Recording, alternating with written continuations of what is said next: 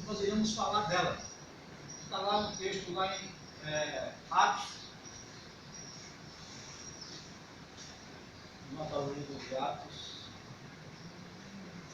aliás, perdão, Romanos 16, versículo 10.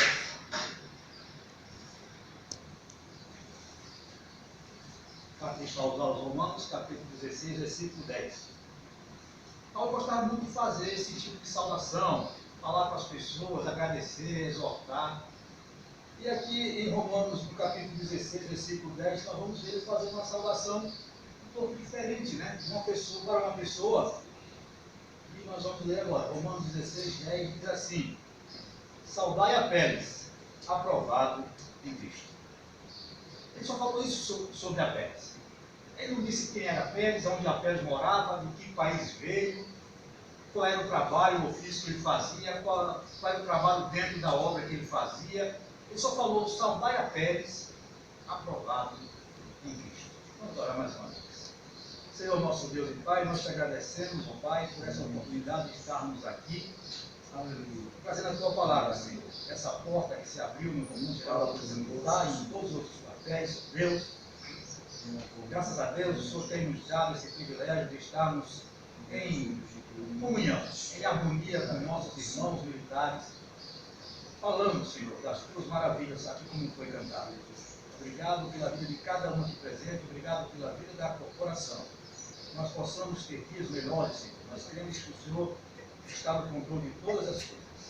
É que nós pedimos e te agradecemos dele já, em nome de Jesus. Amém.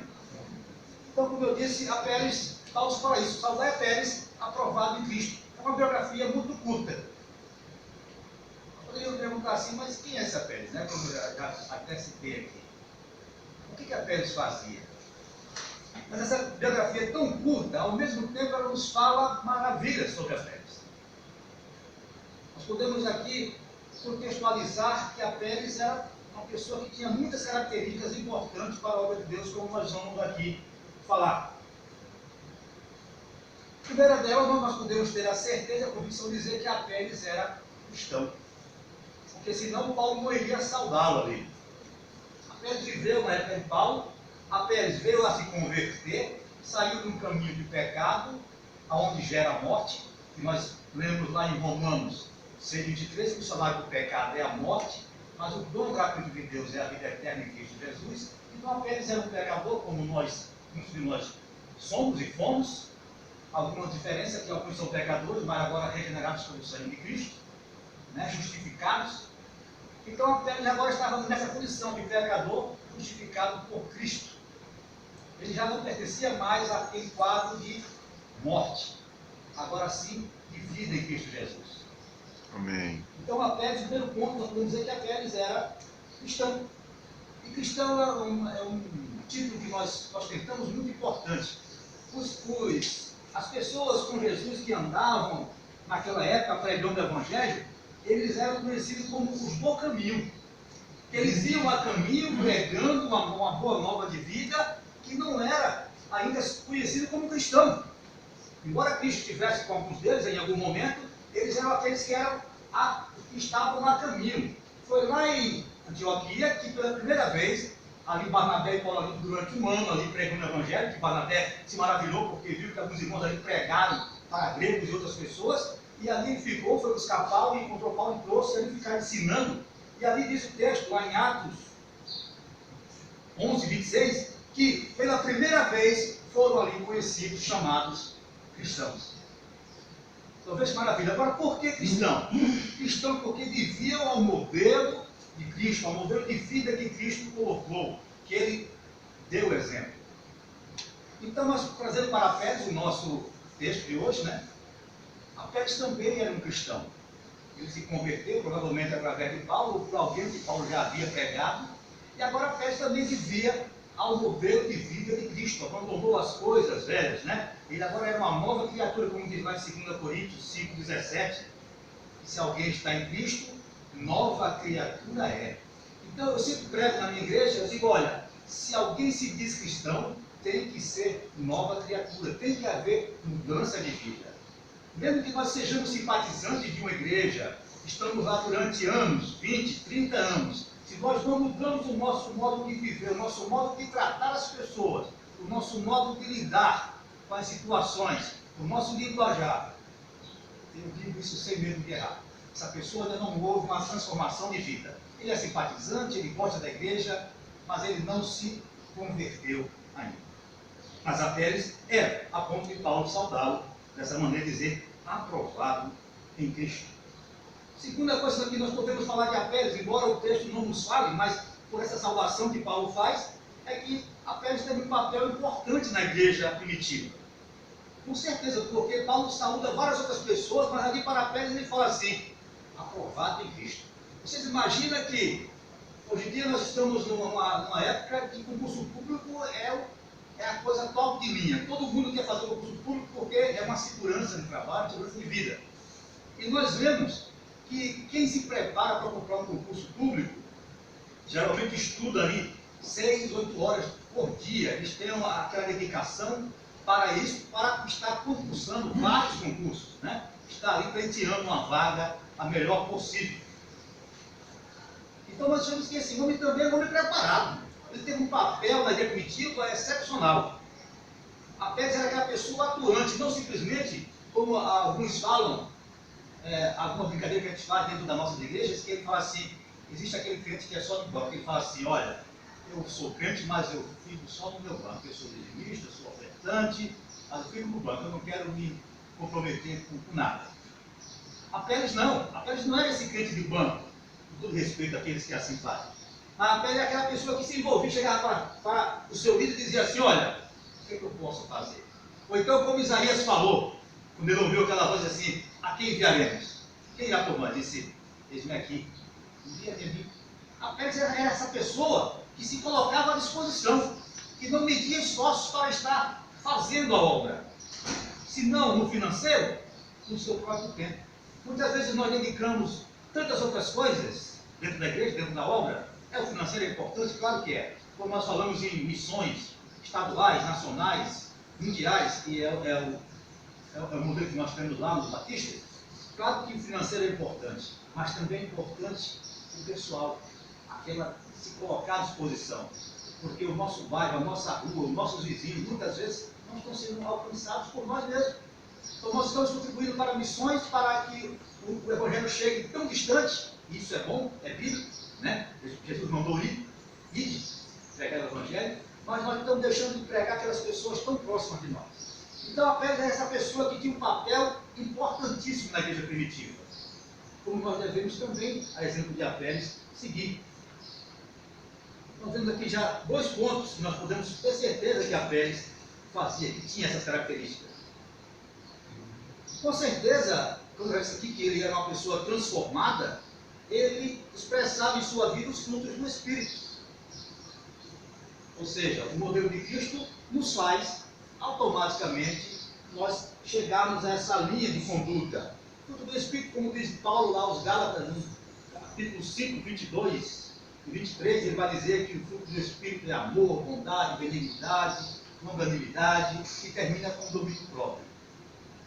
Então, com certeza, o cristão, o Apéles, esse homem importante naquele contexto da igreja primitiva, ele expressava isso. Ele era paciente, que é o que nós chamamos de longânimo, né? Ele era uma pessoa amorosa, era uma pessoa dedicada, era uma pessoa que estava ali junto e tinha o domínio próprio. Não estava constantemente se murmurando, estourando com as situações que porventura viessem. Muitas vezes nós passamos por dificuldade e nós começamos a murmurar. Foi assim com o povo de Israel, os hebreus, quando saíram lá do Egito, eles viram tão grandes maravilhas, né? As pragas que ali aconteceram no Egito, e ali deixaram eles saírem. Quando eles estavam encurralados, ali já começaram a falar contra Moisés, dizendo tudo como se fosse aqui para morrer. Moisés foi, orou ao Senhor e disse, por que clamas a mim? Diz o povo que marcha. E ali ele levantou o seu cajado e o mar se abriu e eles passaram. Tem grande maravilha, o mar se abriu. Alguns vêm dizer, aquilo ali não, geograficamente, cientificamente, é porque o mar tem um período do tempo que o mar vermelho baixa, fica a uma fundura de 1 palmo, 2 palmos. Se mesmo que fosse isso, o grande milagre seria maior ainda, porque seria dizer que um exército todinho de Faraó morreu em um palmo de água. Que todos foram destruídos.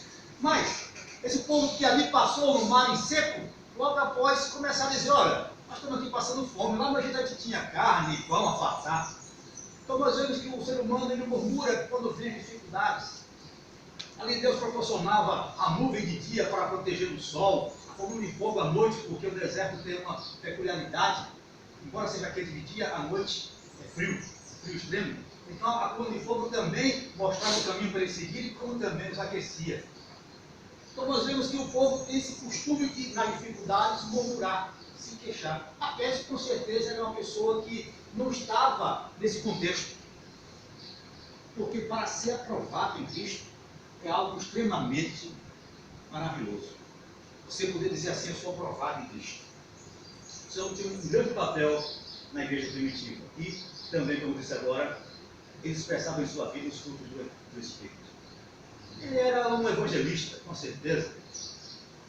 Ele evangelizava. Assim como ele foi evangelizado por alguém, ele também estava preocupado em levar essa palavra a outras pessoas. Muitas vezes nós temos um mal. Eu costumo chamar a atenção às ovelhas que o Senhor me confiou. Eu digo, olha, a salvação, embora seja individual, ela não é uma coisa para você guardar para si, assim de uma forma minha e agora eu estou salvo e acabou. Egoísmo, né? Egoísta. Não. Ela é para você divulgar, compartilhar, para que as pessoas que ainda não têm a salvação venham ouvir, porque diz a Bíblia que a fé vem pelo ouvir, e ouvir a palavra de Deus. Então as pessoas têm que ouvir essa palavra. Quem faz a obra é o Espírito Santo. Eu vou pegar aqui o Marcos e dizer, olha, você tem que aceitar Jesus. Não. Ele vai ouvir uma, duas, três, pode ser na primeira vez, pode ser na 10ª, muitas vezes for necessário, mas quem faz a obra é o Espírito Santo. Então nós temos que falar. Eu sou salvo, eu tenho essa certeza no meu coração e eu quero que outras pessoas se salvem. Porque como algumas pessoas se queixavam, olha, desde sempre se fala em salvação, cadê? Até hoje nada aconteceu, né? E aí a Bíblia fala assim, que Deus não é tardio, e sim longânimo, não querendo que ninguém se perca, mas que todos venham a arrepender-se. Então o Senhor está nos dando um tempo, Ele está prolongando os dias, para que todas as pessoas possam ter esse privilégio. Embora a Bíblia nos revele que, infelizmente, não vai ser dessa forma. Ele diz que muitos são os que entram pela porta larga, o caminho espaçoso, que levam à perdição. Mas o Senhor está aí, levantando evangelistas, pregadores, cantores, para que levem a mensagem de salvação, que as pessoas venham ouvir e venham criar essa fé. Aleluia. Com certeza a Pérez era uma pessoa que nós podemos dizer que herdou a vida eterna, sem dúvida alguma. Aquele homem que estava ali dedicado, que Paulo diz que ele é aprovado, ele é um homem que com certeza foi fiel até a morte, como diz lá o texto de Apocalipse 10, né? Ser fiel até a morte, porque ele diz assim, olha, sofrerei algumas aflições, serei perseguido, serei preso, ser fiel até a morte e dar-te a coroa da vida. A palavra de Deus ela nos leva a nós termos o sentimento de ser fiel até o fim. Até o fim. Até o fim nós devemos ser fiel ao nosso Deus. Até o fim estamos pregando essas boas obras, o Evangelho de boas obras, essa boa notícia, esse novo caminho, que diz, eu sou o caminho, a verdade e a vida. Não há outro caminho que liga o homem a Deus, a não ser Jesus Cristo. Ele é o único caminho. Essa é a nossa preocupação, é por isso que Deus levanta tantos homens, tantas mulheres, ao estarem levando essa mensagem de arrependimento, de conversão, de vida, para que todos venham a ter vida. E podemos afirmar tudo isso pelo fato de ser aprovado, como eu já disse. E, maravilhosamente, meus queridos, eu acredito que vocês também, se por nada nós fomos lembrados no futuro, se Jesus não vier antes, eu não importo ser lembrado porque eu fui sujeito da banda de música, ou se eu cheguei dentro do meu tempo nativa a ser o mestre da banda de música. Não. Eu quero ser lembrado por ser aprovado em Cristo. Amém. Para mim isso vai ser uma grande honra dizer assim, esse homem foi aprovado em Cristo. Eu dizer, combati o bom combate, acabei a carreira, guardei a fé. para nós será um grande privilégio. Nada mais importa, nada mais tem um peso circunstancial. Tudo é secundário. A nossa posição social, quanto nós temos, quantas fazendas nós temos, quantas nações, é secundário. Eu imagino Paulo. Paulo, aquele homem que cresceu aos pés de Gamaliel, né? Nós sabemos a história de Paulo, de perseguidor, passou a perseguir. Para encerrar aqui, eu vou ler esse texto de Filipenses 3, versículo 4 e 8, para mostrar a importância que tem a nossa posição social, o que não deveria ter, né? Filipenses 3, 4 a 8. Aqui fala os Filipenses 4 a 8. Diz assim o texto da palavra de Deus: bem que eu poderia confiar também na carne. Se qualquer outro pensa que pode confiar na carne, eu ainda mais. Circuncidado ao 8º dia, cumpridor da lei, né? Na linhagem de Israel, da tribo de Benjamim, hebreu de hebreus. Quanto à lei, fariseu, partido político religioso mais importante daquela época. Quanto ao zelo, perseguidor da igreja. Quanto à justiça que há na lei, irrepreensível. Toda a lei irrepreensível. Paulo, com certeza, era uma pessoa que a sua família tinha posses, porque eles compraram o título romano. Ele era uma pessoa que ele cresceu aos pés de Gamaliel, isso manteve um filho aos pés de um mestre, também tinha um custo. Ele continua dizendo assim: mas o que para mim era lucro, isto considerei perda por causa de Cristo.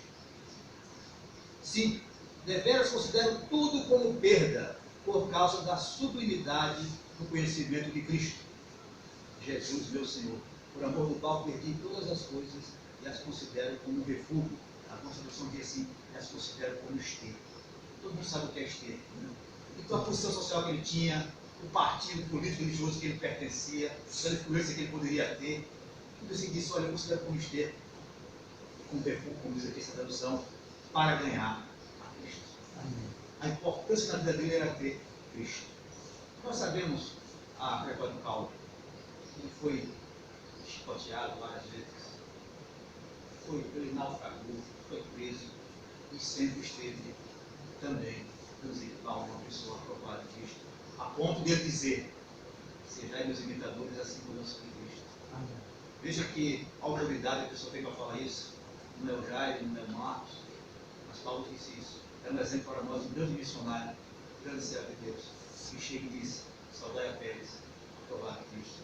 Que todos vocês, eu, possamos ter o privilégio de sermos lembrados, por sermos aprovados em Cristo. Senhor Deus Pai, obrigado, Senhor, por essa comunidade. Senhor, seja louvado hoje e sempre, meu Deus. Obrigado, Pai, porque a tua palavra ela chega aos confins da terra. Ela chega, Senhor, a todas as autoridades, as quais nós devemos obedecer e honrar, pelas atitudes esportivas. Obrigado por cada um que se colocou aqui à disposição para ouvir a tua palavra. Que esse Evangelho do Reino chegue, Senhor, aos nossos irmãos, nossos pais, nossas mães, aos nossos vizinhos, a todos, ó Pai, que sejam alcançados, porque o Senhor é o bom do mundo, querendo que ninguém se perca, mas que todos venham a arrepender-se. Te agradeço por essa oportunidade que o Senhor me dá. Em nome de Jesus Cristo, teu Filho amado. Amém. Graças a Deus. Ainda